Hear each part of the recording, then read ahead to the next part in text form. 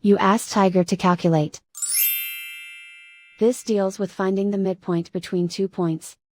The midpoint between the 2 points is 42, negative 1.5. Let's solve it step by step. Plot the 2 points and calculate the midpoint using the formula. The coordinates of point 1 are, x1 equals 2, y1 equals negative 72. The coordinates of point 2 are, x2 equals 82, y2 equals 69. PM represents the midpoint of the 2 points.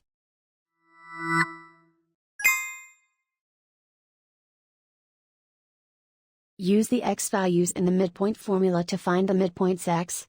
x1 equals 2.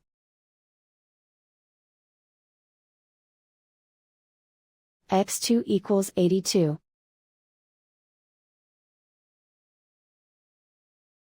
Simplify the arithmetic.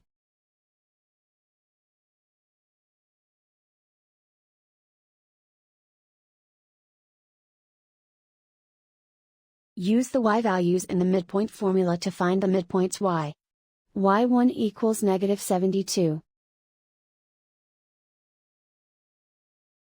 y2 equals 69. Simplify the arithmetic.